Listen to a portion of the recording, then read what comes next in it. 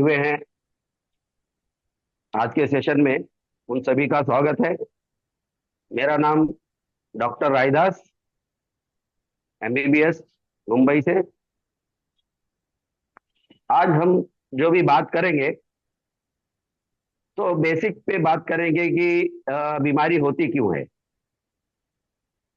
बीमारी होने का कारण क्या है।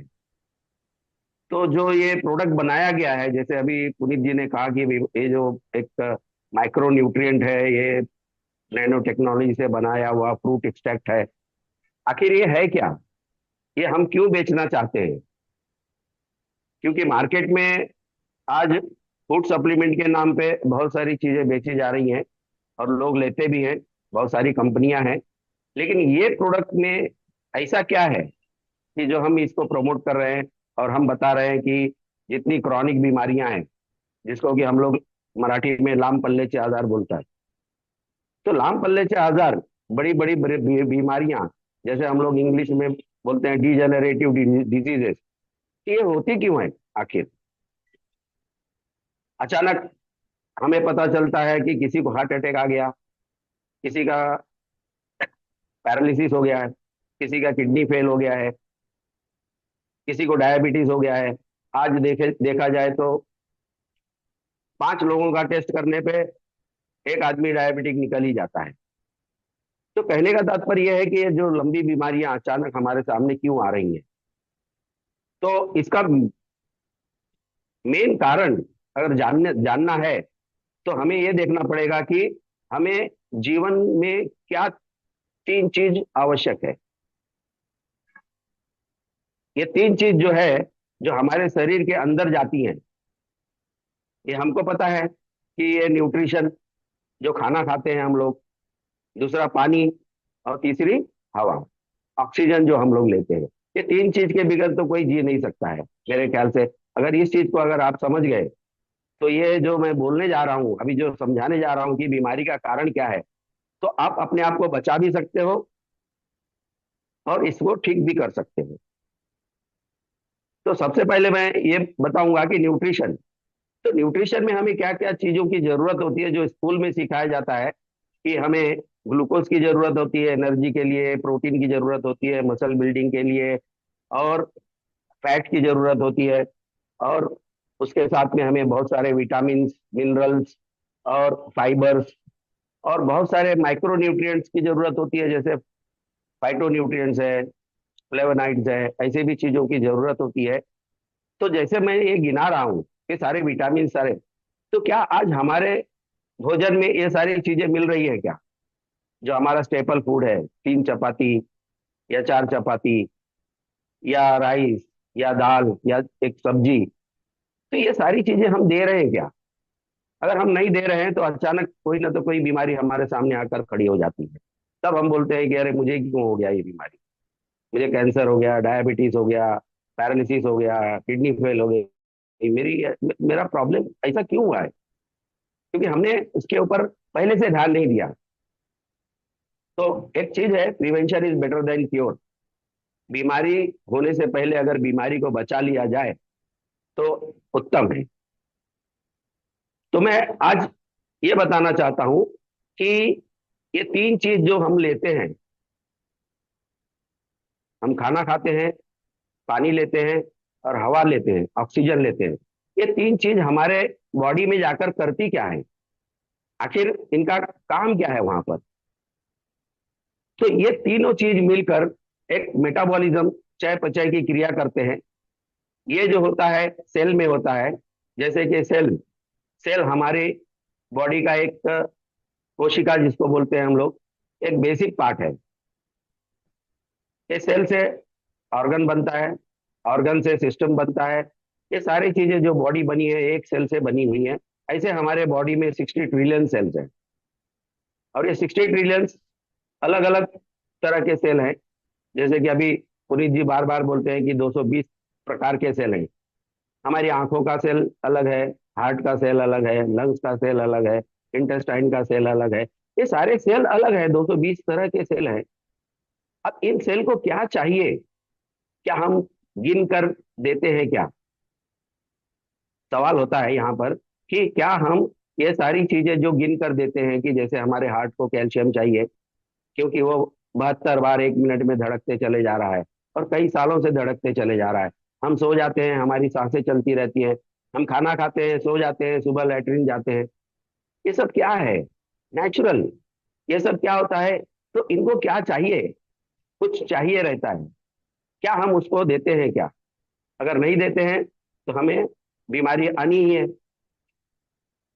अब ये जो ग्लूकोज है, या प्रोटीन है, या विटामिन है, ये सारे जो है, माइटोकॉन्ड्रिया एक पावर हाउस है। हमारे बॉडी में एक पावर हाउस होता है जो माइटोकॉन्ड्रिया कहलाता है। वहां पर जाकर इनका विघटन होता है, और ये विघटन करने वाला, इनको जलाने वाला, ग्लूकोज को जलाने वाला है वो ऑक्सीजन। तो लोगों को पता ही नहीं है कि ऑक्सीजन हम क्यों ले रहे हैं। आखिर ऑक्सीजन हमारे शरीर में जा क्यों रहा है? तो ये ऑक्सीजन क्या करता है कि हमारे ग्लूकोज को, प्रोटीन को सेल के अंदर जलाता है, एक सेगड़ी है। अब ग्लूकोज जलने के बाद में हमें क्या मिलता है? हमें एनर्जी मिलती है, एटीपी मिलती है। हमने खाना खाया, दिन भर काम किया, फिर से वो ग्लूकोज खत्म हो गया, फिर भूख लगती है। ये सारा प्रोसेस जो है चलते रहता है हमेशा।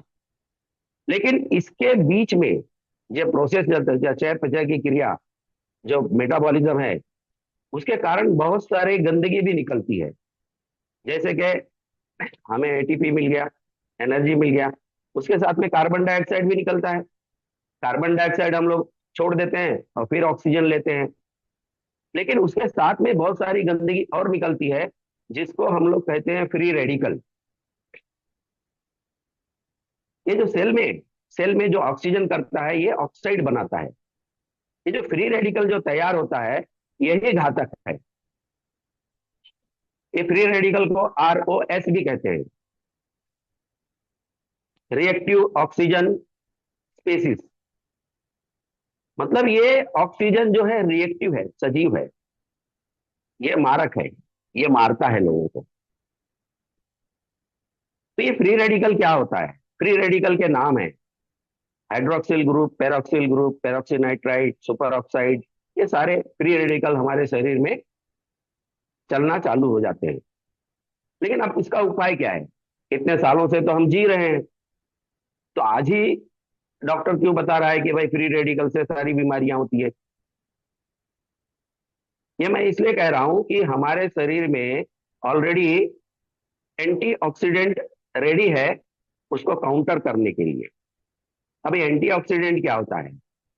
ये जो प्रोसेस चल रहा है, मैंने जो बताया, ग्लूकोज, वाटर और ऑक्सीजन मिलकर एटीपी बनाते हैं, इसको ऑक्सीडेशन प्रोसेस कहते हैं। तो हमारे नेचर में दो प्रोसेस हमेशा चलता रहता है, तो ऑक्सीडेशन और रिडक्शन। जैसे कि लोहा बाहर रखा हुआ है, उसको जंग लग जाता है, ये ऑक्सीजन और पानी की वजह से होता है। इसको बोलते हैं ऑक्सीडेशन प्रोसेस। तो ऑक्सीडेशन प्रोसेस से जो दुष्प्रभाव होता है, जो फ्री रेडिकल्स निकलते हैं, उसको काउंटर करने के लिए हमें एंटीऑक्सीडेंट की जरूरत होती है। जैसे हमें एंटीबायोटिक की जरूरत होती है बैक्टीरिया को मारने के लिए, उसी तरह ऑक्सीजन को काउंटर करने के लिए, ऑक्सीजन के दुष्प्रभाव को काउंटर करने के लिए हमें एंटीऑक्सीडेंट की जरूरत होती है। मेरे ख्याल से एंटीऑक्सीडेंट क्या है वो भी समझ गए आप लोग। मेरे ख्याल से एंटीऑक्सीडेंट क्या होता है, ये हमारे शरीर में ऑलरेडी इनबिल्ड होता है, जिसको हम लोग इम्यूनिटी पावर कहते हैं। अभी एंटीऑक्सीडेंट ये दो प्रकार के होते हैं। एक तो जो हमारा प्राइमरी एंटीऑक्सीडेंट है, जो हमारे शरीर में इनबिल्ड है, बनता रहता है। और दूसरा होता है सेकेंडरी एंटीऑक्सीडेंट। प्राइमरी एंटीऑक्सीडेंट को एंजाइमेटिक भी बोलते हैं, जैसे कोक्यूटेन हुआ, ग्लूटाथायोन हुआ, और बहुत सारे एंजाइमेटिक एंटीऑक्सीडेंट है हमारे शरीर में, प्राइमरी। और ये प्राइमरी एंटीऑक्सीडेंट ही मेन काम है। और ये जो है हमारे शरीर में, जब हम बच्चे रहते हैं, बचपने में ये 100% हमारे शरीर में रहते हैं। और ये हमेशा जितनी बार ये फ्री रेडिकल्स आते हैं, उनको काउंटर करते चले जाते हैं, काउंटर करते चले जाते हैं। और हम पढ़ाई लिखाई करके शादी भी कर लेते हैं, काम करते हैं, बच्चे पैदा हुए, 40 की उम्र आते आते ये एंटीऑक्सीडेंट जो होता है, इनबिल्ड जो इम्यूनिटी होती है, और 40 से 50% डाउन हो जाती है। अब ऐसा कहा जाता है कि 40 या 50 के बाद में ही सारी बीमारियां क्यों होती हैं। तो मेरे ख्याल से आपको समझ में आ गया होगा कि ये 40 उम्र के बाद में ही ये सारी बीमारियां क्यों होती हैं। क्योंकि हमने क्या किया है कि जो हमारा एंटीऑक्सीडेंट था, जो प्राइमरी एंटीऑक्सीडेंट था, उसको हमने एग्जॉस्ट कर दिया, उसको यूज कर लिया है, और उसके बदले में हमने अपने शरीर को कुछ दिया नहीं, सिर्फ उसके उसके साथ काम करते रहे, उससे खटते रहे, झगड़ते रहे, लड़ते रहे, टेंशन ले लेके सारी चीज करते रहे। इसकी वजह से वो आधा खत्म हो गया है। अब आपको 40 के बाद में बीमारियां होनी चालू होंगी। पता चलता है डायबिटीज हो गया है, ब्लड प्रेशर हो गया है, हार्ट का प्रॉब्लम आ रहा है। आज 40 में भी हार्ट के प्रॉब्लम आ रहा है, पैरालिसिस हो रहा है, किसी को कैंसर हो रहा है। ये सब क्यों हो रहा है? ये सब वो 70 60 जाते जाते एज, ये 70% डाउन हो जाता है, और 60 70 के बाद में ज्यादा करके कैंसर होने की संभावना होती है। अल्जाइमर हुआ, ये सारी बीमारियां जो है 60 70 के बाद में चालू हो जाती है। इसका मेन कारण जो है, ये प्राइमरी एंटीऑक्सीडेंट को हमने यूज कर लिया, और उसकी जगह पे हमने उसको कुछ दिया नहीं। अब सेकेंडरी एंटीऑक्सीडेंट की बात करते हैं। सेकेंडरी ऑक्सीडेंट जो होता है, रिजर्वेटॉल, कैरोटेनॉइड्स, विटामिन ए, सी, ई, बहुत सारे मिनरल्स, सेलेनियम, कोबाल्ट, ये भी है, हमेशा अपने भोजन में लेते रहते हैं। लेकिन प्राइमरी एंटीऑक्सीडेंट और सेकेंडरी एंटीऑक्सीडेंट में फर्क क्या है? प्राइमरी एंटीऑक्सीडेंट का पावर इतना पावरफुल रहता है कि उसका एक molecule millions of free radical को काउंटर करने की क्षमता रखता है। ये बहुत बहुत इंपॉर्टेंट है। प्राइमरी जो है, यहाँ पे मैं पहले ही बता दूं कि एसओडी जो है वो प्राइमरी एंटीऑक्सीडेंट है। तो एसओडी इंपॉर्टेंट है, बहुत सारे लोग बोलते हैं एसओडी एसओडी। तो ये प्राइमरी एंटीऑक्सीडेंट जो है, ये हमारे एक मॉलिक्यूल एक मॉलिक्यूल 1000 मिलियंस फ्री रेडिकल्स को काउंटर करता है। लेकिन जो सेकेंडरी एंटीऑक्सीडेंट है, वो सिर्फ एक मॉलिक्यूल, एक ही फ्री रेडिकल को काउंटर करता है। तो आज जो हम लोग खा रहे हैं, जो ले रहे हैं, जो सारी चीजें, कि मैं ये खा रहा हूं, मैं कर रहा हूं, ये कर, लेकिन नहीं हो रहा है, कुछ भी नहीं हो रहा है। लेकिन हमने क्या किया है, एग्जॉस्ट कर दिया है वो। अब ये बीमारी होती क्यों है? अभी बीमारी होने का कारण क्या होता है कि जब ये एंटीऑक्सीडेंट और फ्री रेडिकल में इम्बैलेंस हो जाता है। मतलब क्या है कि जब फ्री रेडिकल आपके शरीर में ज्यादा हो जाता है, तो ये आपको बीमार कर देता है। अब ये देखना है कि फ्री रेडिकल ज्यादा कब होता है। फ्री रेडिकल ज्यादा होगा कब होगा? जब हम तीन चीज शरीर में जो लेते हैं, जैसे भोजन हुआ, पानी हुआ, इसी के अंदर हमारा ये बीमारी का कारण छुपा हुआ है। जैसे भोजन में हम लोग बोलते हैं जंक फूड लिया, प्रोसेस फूड लिया है, इसलिए उस बीमारी हो गई है, ये सब। उसका कारण क्या है? कि जंक फूड, प्रोसेस फूड लेने से फ्री रेडिकल ज्यादा शरीर में निकलते हैं, या हमने गंदा पानी पिया, या हमने ऑक्सीजन जो लिया है वो पोल्यूटेड है, पोल्यूटेंट हमारे शरीर में जा रहे हैं, या हम ज्यादा रेडिएशन ले रहे हैं। अल्ट्रावायलेट रेडिएशन है या एक्सरे रेडिएशन है, आजकल बहुत सारा रेडिएशन का फंडा हो गया है। ये सारी चीजें रहे हैं। और सबसे बड़ी चीज है, जो आज अभी मार्केट में जाने के बाद आप देखोगे कि हर फ्रूट पे व्हाइट पाउडर लगा हुआ है, पेस्टिसाइड। ये पेस्टिसाइड, ये सारी चीजें हम लोग ले रहे हैं। तो क्या होगा? जब गंदा चीज डालोगे तो गंदा ही निकलेगा, तो फ्री रेडिकल ज्यादा ही निकलेगा। जब फ्री रेडिकल ज्यादा निकलेगा, तो ये फ्री रेडिकल क्या होता है कि ये हमारे ब्लड में ज्यादा मात्रा में घूमते हैं, और घूमते घूमते वो हमारी जो आर्टरी, वेन, जिसको हम लोग सीरा धमनी कहते हैं, उसके इंटरनल लाइनिंग को, इंडोथेलियम को डैमेज करते चले जाते हैं। और वो डैमेज होने के बाद में मतलब एक खरचटन हो जाती है, घसरण हो जाती है, जिसको हम लोग बोलते हैं इन्फ्लेमेशन। तो ये सारी बीमारियों का कारण है ये फ्री रेडिकल के द्वारा इंडोथेलियम को डैमेज करना। अब इंडोथेलियम का डैमेज ये ब्रेन में भी हो सकता है, या हार्ट में भी हो सकता है, या किडनी में भी हो सकता है, या लीवर में हो सकता है, कहीं भी ये डैमेज कर सकते हैं। और जैसे ही डैमेज होता है, वहां पर हमारे ब्लड के अंदर बहुत सारे प्लेटलेट, कैल्शियम, बहुत सारे सेल्स रहते हैं, फाइबर्स रहते हैं, वो जाके उसको कवर अप करने की कोशिश करते हैं। और इसी चक्कर में हमारी आर्टरी ब्लॉक हो जाती है, वहां पे एक गांठ बन जाती है, एथेरोस्क्लेरोसिस हो जाता है। या गांठ बन के वो कैंसर का रूप ले लेती है। इस तरह से वो अचानक से हमारे सामने आ जाती है कि हमें ये बीमारी हो गई है, हमें ब्रेन ट्यूमर हो गया है, हमें बोन का प्रॉब्लम हो गया है। ये सारी जो चीजें हैं ये फ्री रेडिकल की वजह से होती है। अगर ये बात आप समझ गए कि ये फ्री रेडिकल क्या है, अभी मैंने बताया जैसे कि फ्री रेडिकल, अभी ये जो मैंने बताया कि बाहर से जो हम लोग लेते हैं, लेकिन कभी कभी हमारे अंदर जो डैमेज चलता रहता है, हमारे अंदर इंटरनल इंटरनल जो हमारे सेल टूटते बनते रहते हैं, उनको भी निकालने का प्रोसेस हमारे पास होना चाहिए। जैसे इंडोथेलियम टूट गया, फाइबर टूट गया, इंफ्लेमेटरी सेल्स तैयार हो गए, ये सारे जो सेल्स तैयार हो जाते हैं, उनको निकालने की क्षमता हमारे एंटीऑक्सीडेंट में या हमारे फूड में, या इन्फ्लेमेशन को निकालने की क्षमता हमारे खाने में होना चाहिए। अगर ये कचरा नहीं निकाल पा रहे हो, डिटॉक्सिफाई नहीं कर पा रहे हो, तो आपको बीमार होना ही है।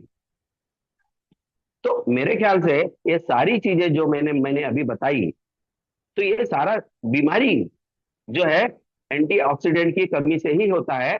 अब एंटीऑक्सीडेंट की कमी से जो भी बीमारी होती है, जो फ्री रेडिकल से, जैसे मैंने बताया कि लंबी बीमारियां, कैंसर, पैरालिसिस, या आपका डायबिटीज, ये सारी चीजें जो है फ्री रेडिकल का ही नतीजा है। अब ये फ्री रेडिकल का एक कारण हो गया कि भाई एंटीऑक्सीडेंट हमें लेना चाहिए, और इस बीमारी को हम लोग बोलते हैं ऑक्सीडेटिव स्ट्रेस। ऑक्सीडेटिव स्ट्रेस मतलब ऑक्सीजन की वजह से जो भी स्ट्रेस हो रहा है, उसको हम लोग एक बीमारी का नाम दिए हैं, उसको बोलते हैं ऑक्सीडेटिव स्ट्रेस। दूसरा कारण मैंने बताया कि इन्फ्लेमेशन, जैसे कहीं भी इन्फ्लेमेशन हो गया, सूजन हो गई, कहीं भी हो गया, कुछ भी हो गया, वो एक दूसरा कारण होता है। तीसरा कारण होता है माइक्रोबियल इन्फेक्शन। उसमें वायरस भी हो सकता है, बैक्टीरिया भी हो सकता है, उसके अंदर फंगस हो सकता है, पैरासाइट्स हो सकता है। और चौथा कारण होता है ऑटो इम्यून डिजीज।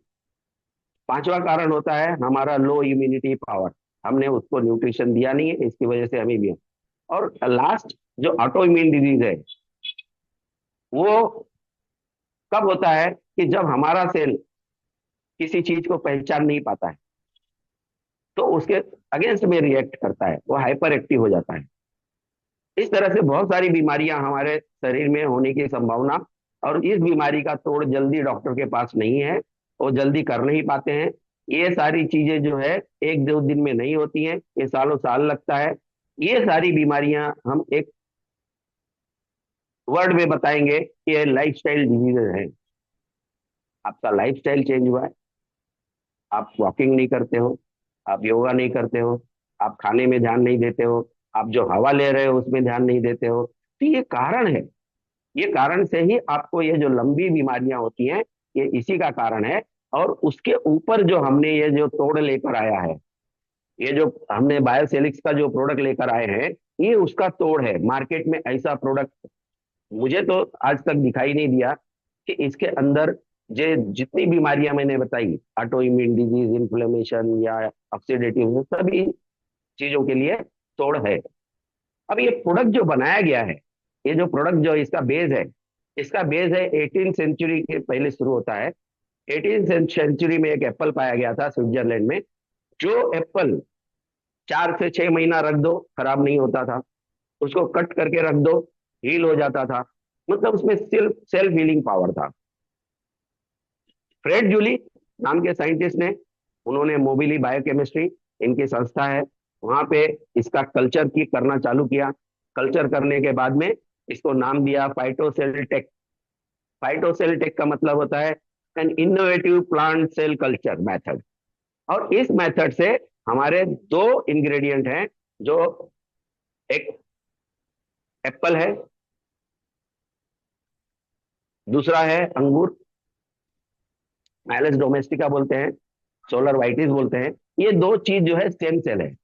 अब ये स्टेम सेल और एंटीऑक्सीडेंट से दो अलग अलग चीजें हैं। अब ये स्टेम सेल क्या काम क्या है? ये स्टेम सेल ये जो है ना, मीजेनकाइमल सेल है। मीजेनकाइमल सेल मतलब ये अनडिफरेंशिएटेड अनप्रोग्राम सेल है। ये क्या करता है कि ये जो भी कमी होगी आपके शरीर में, जो भी सेल कम होगा, जो भी लीवर हो या किडनी हो या आपका हार्ट हो, उसको बनाने की कोशिश करता है। मीजर मेसेंकाइमल मतलब प्रिमिटिव सेल। प्रिमिटिव मतलब सुन, अभी मैं एक उदाहरण दूंगा कि आपकी स्किन हर दिन झड़ते जा रही है, आपका नाखून हर दिन बढ़ते जा रहा है, आप काटते जा रहे हो, आपका बाल बढ़ता है, आप बाल काटते हो, आपके जख्म, आपको जख्म हो जाता है, मसल कट हो जाता है, ऑटोमेटिक हील होता है। ये सब क्यों हो रहा है? क्योंकि रीजनरेशन प्रोसेस ऑलरेडी इनबिल्ड है। हमारे भगवान ने हमको ये सारी चीजें दी है, भगवान ने हमको ये सारी चीजें दी है।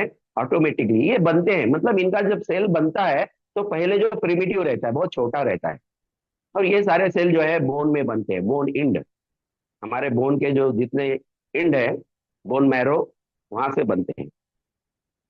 ये प्रिमिटिव सेल है। ये प्रिमिटिव सेल जो होता है, ये किसी भी सेल को, आपके शरीर के किसी भी सेल को बनाने की क्षमता रखता है। तो ये बहुत इंपॉर्टेंट है। हमारे पास दो स्टेम सेल है, और फिर उसके बाद में हमारे पास ग्रेप से ग्रेप से लिया हुआ है, और रेड ग्रेप से लिया हुआ रिजर्वेटॉल है, राइट, रिजर्वेटॉल है। और एक चीज है जिसका बहुत नाम लेते हैं, एसओडी, मेलॉन एसओडी। ये तरबूज है, ये तरबूज में एसओडी मिलता है। जैसे कि मैंने पहले बताया, एसओडी मतलब सुपर ऑक्साइड डिसम्यूटेज। ये सुपर ऑक्साइड को डिसम्यूट करता है, और ये इसमें पाया गया है, और ये कंपनी ने हमारे प्रोडक्ट में डाल रखा है। मतलब जो प्राइमरी एंटीऑक्सीडेंट हमने छीण कर दिया है, उसको ये बनाने की कोशिश करेगा। तो एक बहुत बड़ा काम होने वाला है यहाँ पर। दूसरा रिजर्वेटॉल। रिजर्वेटॉल के बारे में मैं बात करूंगा, रेड ग्रेप से या बहुत सारे ग्रेप से लिया हुआ है। ये जो है हमारे कोलेस्ट्रॉल को कमता है, हार्ट फेलियर में काम आता है, ब्रेन के सेल को बनाने में काम करता है, ऐसे बहुत सारे सेल को बनाने में काम करता है। यहाँ पे अकाई बेरी की बात करूंगा, ब्राजीलियन सुपर फूड है। अभी मैं यहाँ पे अकाई बेरी की बात करूंगा, तो जैसे मैंने अभी बताया कि हमारा एक एंटीऑक्सीडेंट,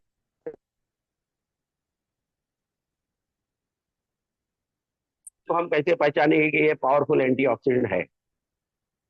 तो इसके लिए एक मेजरमेंट है। एंटीऑक्सीडेंट को मेजरमेंट करने के लिए उसको उसको उसका फुल फॉर्म है ओरैक वैल्यू। तो हर फ्रूट का एक ओरैक वैल्यू होता है। तो ओरैक वैल्यू का फुल फॉर्म होता है ऑक्सीजन रेडिकल एब्जॉर्प्शन कैपेसिटी।